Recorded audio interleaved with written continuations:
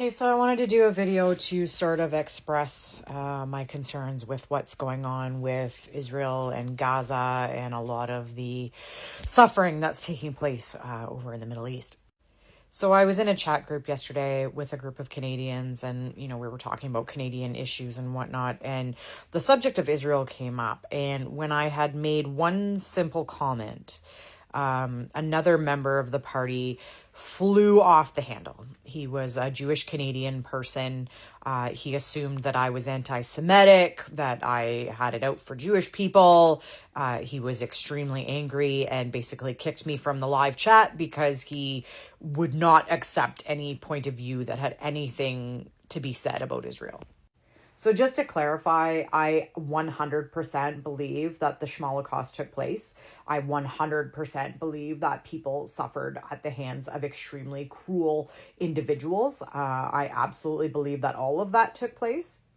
I am not against the Jewish religion. I am personally Wiccan, so it doesn't affect me one way or the other. I am not against the Jewish religion. I'm not against the Muslim religion. I'm not against anybody. I believe you have the right to worship whoever you choose to worship.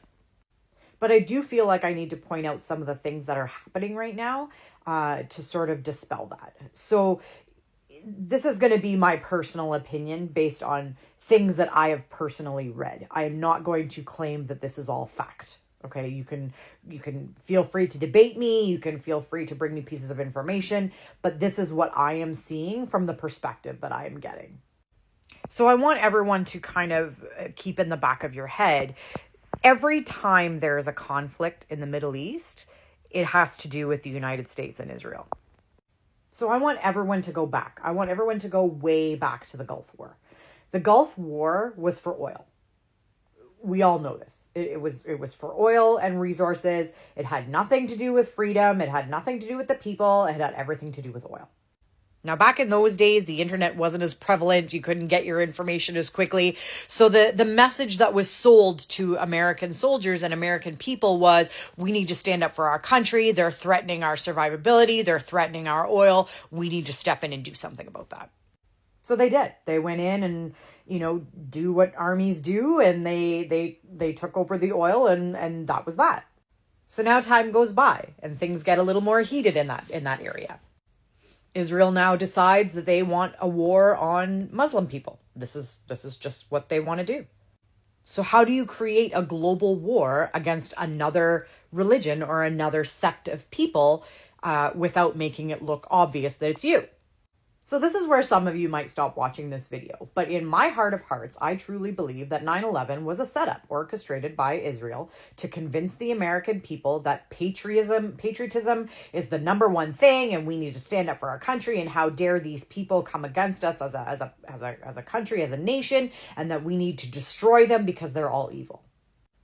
So now for the last 20 some odd years, the people in Israel and the people in the United States have been brought up and taught that anyone who wears a turban or anyone who reads the Quran or anybody that practices the Muslim faith is a negative influence. There are people in Israel that are taught in school from the time that they are little that Palestinian children are evil. Palestinian children are evil. So now 20 some odd years later, all those people in both the United States, Canada, Europe, everywhere else, I'm not blind to the fact that other countries are participating in this, but all of the people in these countries are now 20 some years old, and they're all joining the military, and they're all going in to defend their country and defend their country's honor. So now you've got the Israeli military who have been brought up to believe that Palestinian children are evil. And these are the people that are crossing into Gaza and exterminating children and human lives.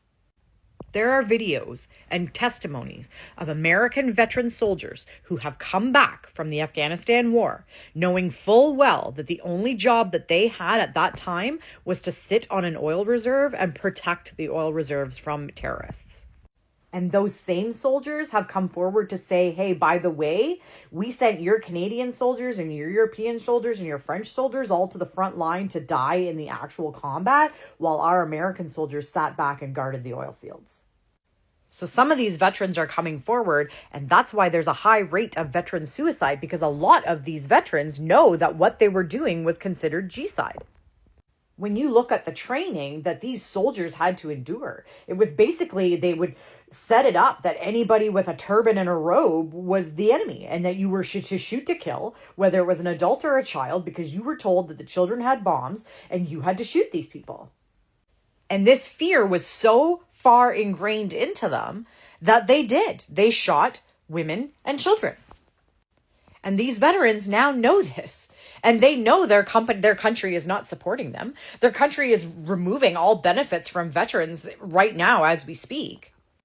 And these veterans did what they thought was defending their country from freedom, when all it was an outside influence trying to convince them that patriotism was what was going to save their country.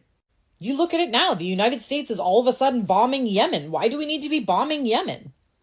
It's because the Israeli government has had the United States under their thumb for many, many years, both Republican and Democrat governments. And it's unfortunate because a lot of the other governments in the world are aware of this as well. And I'm not going to say that Canada is not complicit in this either. But if you want to understand truly how much this makes sense, why all of a sudden would the right-wing parties, both the Republican Party in the United States and the Conservative Party of Canada, why all of a sudden would they be so convinced and so headstrong about banning any pro-Palestinian protest?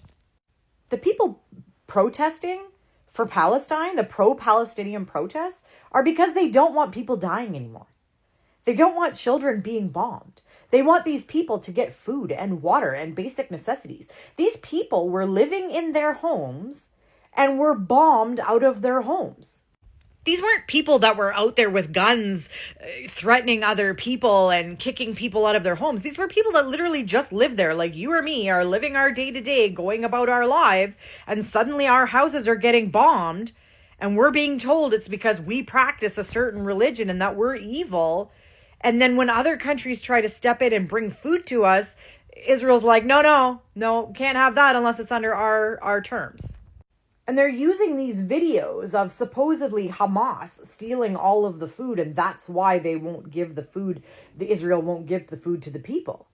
But with the age of technology, are you even sure that the videos that you saw were actually Hamas soldiers stealing that food? Do you not realize that it's easy to create the narrative that that's what's happening, when meanwhile that's not what's happening at all? I'm sorry, if you show me a video of a man saying that he's from Hamas, or claiming that these people are from Hamas, stealing the food away from the people, and then you show me a second video of a father holding an unalived child with their body parts hanging off, I'm pretty sure one of those is a lot harder to fake than the other. So now let's fast forward to 2025. Trump is making posts on his White House page about Trump Gaza and how it's going to be the most wonderful place. And for $5 million, you can be a citizen of the United States with a gold card.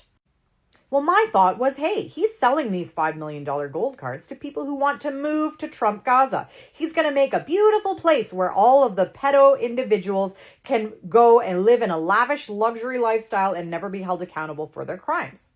Hence why the Epstein list has not been released yet, because we all know that the people on the Epstein list are going to be scurried off to Gaza and scurried off to Israel, while they will be protected by their government. And that part's not a conspiracy theory. That part's actually happening. There are news reports currently of people involved in the pedo industry suddenly being scurried off to Israel to be protected by their laws. So in other words, Trump and Israel are selling for $5 million the ability for these types of people to live the rest of their days free and in Trump paradise in Gaza. And all of this is at the expense of innocent people and innocent lives being lost every single day, to starvation, to bombing, to unworthy individuals in the Israeli military who rape and murder women. It's all coming back to the same thing. So just when you're watching the propaganda that's out there, keep in mind it's not always what you think it is. It's extremely easy to push a narrative with the internet these days. It's extremely easy to make a false narrative with the internet these days. And if you really want to know the truth about what's going on, follow the money. We need to free Palestine, and we need to free these people. They need to stop starving these people.